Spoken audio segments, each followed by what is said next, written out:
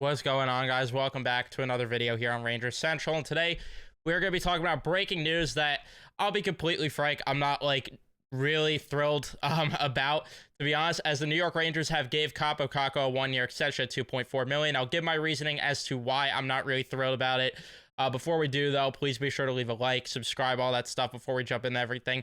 So yeah, in terms of the details of the contract, there's really not much more to it. He was an RFA. They signed him to a 1-year deal worth 2.4, and I thought that it was a smart idea to trade him while he's an RFA. Maybe this helps his trade value more because he's already under contract for next year. A team doesn't have to worry about negotiating one. So maybe that helps things out. And I hope that's the case if they do end up moving him. But if he stays here, telling you right now, he better be physically ready to go next season like Lafreniere did this offseason. I'll be completely frank, though. The reason I'm not thrilled is I can't count on it. And the reason why I'm saying this, because I feel comparing the Lafreniere situation the last year with Kakko this year is apples to oranges. And listen, if he proves me wrong, he proves me wrong. Would be very happy to be wrong. But I just don't think it's fair to compare Lafreniere, who one was going into his 4th year, Kakko's already going into his 6th year. 2, Lafreniere was a guy that was getting benched a lot during his time, playing with a lot worse talent throughout the time here. And I know Kakko had similar situations fluctuating up and down the lineup, but I do feel Lafreniere got, more of the short end of the stick there.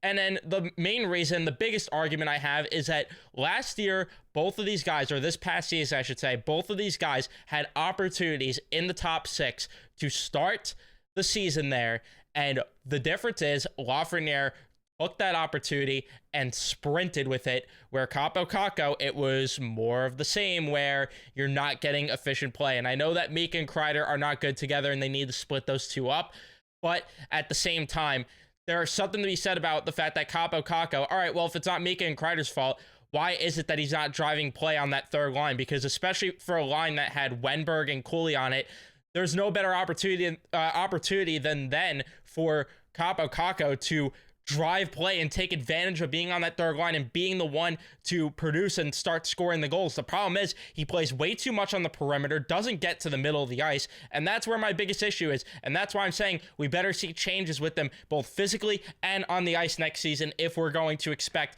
any sort of changes. Do I count on it happening? I'll be completely frank, no. And I expect a lot of people to get pissed off at my take for this video, but at the end of the day, it's my opinion. If I'm wrong, I'm wrong. I look like an ass. I don't care because I've been down that road before. I'm not going to bat 1,000. Neither are any of you that are watching this. So at the end of the day, hopefully he ends up finding a way to prove us all wrong, or at least most of us, whatever you want to say, whatever. Because again, there's people that believe in him. I myself, like I said, don't fall in that category. So if you're like me, then hopefully he proves us wrong. But I just have my worries, and I just don't love the idea of spending 2.4 million for a team that's already tight in cap on a guy that just is coming off a season where he struggled in the postseason, and it's been that way every single postseason outside of 21-22, where you had that kid line. But even then, again, another scenario where he was the passenger on that line, and that's where I have my worries, because I don't think he could drive play on that Mika and Kreider line, because let's be frank, they're not breaking up the Mika and Kreider line, and I just don't think Kakko's the guy that's going to be able to drive play. He has 140-point season. If he ends up replicating that, then fine, that's great for 2.4 million. But again, I want to see more from him in terms of, his just from the eye test, in terms of getting to the middle of the ice, like I said, in terms of making things happen, shooting the puck. Like this past year in the preseason, that was the best we've seen Kaapo Kakko look, and I just don't understand what happened between the preseason and the regular season that it didn't translate.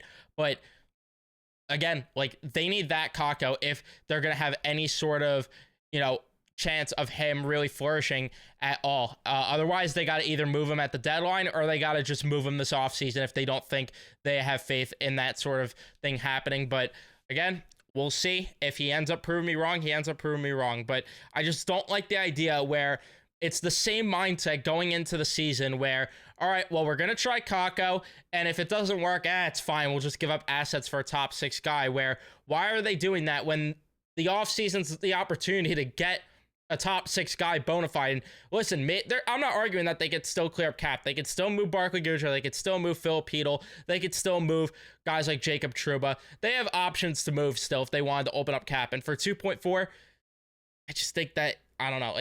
I'm not a fan of it because of the fact that I'm just not a fan of the player. I'll be frank. I'm just not a fan of the player in terms of what we've seen. And I know people are going to argue, well, look at his defensive metrics. If he's so good defensively, though, why is he not killing penalties? I think the reason his defensive metrics really get a boost is because of the fact that he's playing along the perimeter a lot, which, yeah, it's great if the other team doesn't have the puck. But again, start driving to the middle of the ice. That's what I want to see from him next year. If he's going to make a difference, that's the only way that he can. And at the end of the day, if he stays, then I have no choice but to root for the guy to succeed. Like that just is what it is. But I just worry.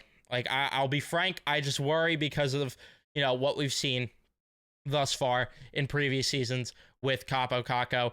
And in terms of what the lineup looks like, again, I imagine him slotting into the top 6, which is why I'm not happy about it too. Is like, because if he was playing on the third line, it would be easier to stomach it. But it's just the fact that I'm worrying that they're going to do the same thing. There's all summer for it to change, so we'll see.